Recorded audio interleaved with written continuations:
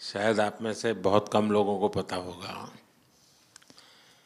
कि जब मेरे मन में वक्फ के एक्ट पर काम करने का विचार आया तो सबसे पहले मैंने सैयदना साहब से सलाह मशवरा किया।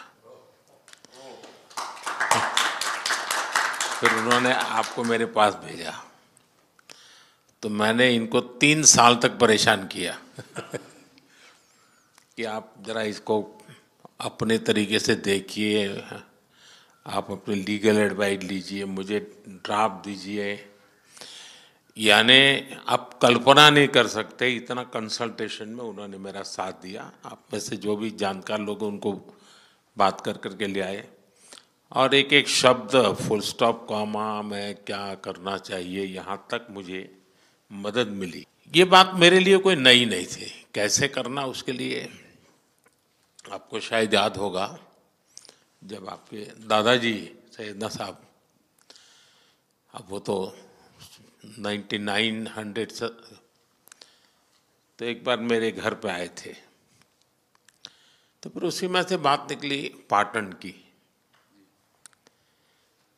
अब एक व्यक्ति इस वक़्फ़ के नाम पे आप लोगों के लिए वो सबसे बड़ी श्रद्धा की जगह है, उसको दबोच के बैठा हुआ। अब मैं भारी कोशिश की मैंने खुद ने, यानी मुझे मालूम था कि कितनी पीड़ा आप लोग सह रहे। एक्चुअली वक्फ का जो स्पिरिट है आखिर ये किस चीज के लिए, किसके लिए, उसका अगर दुनिया को उत्तम से उत्तम कोई मॉडल दे पाएगा तो सैयदना साहब दे पाएंगे।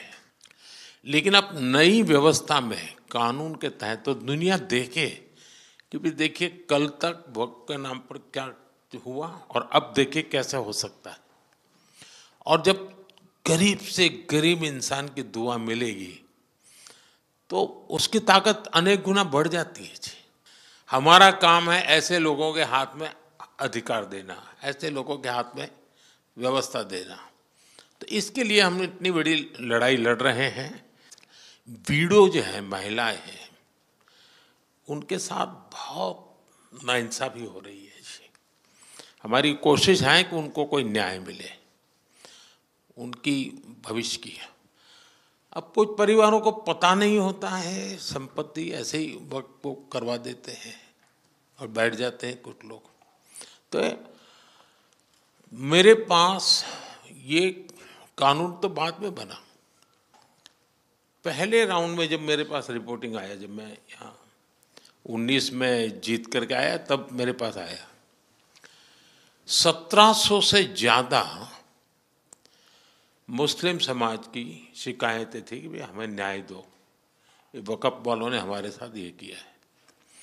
उसमें ज़्यादातर बहनें बेटियां थी।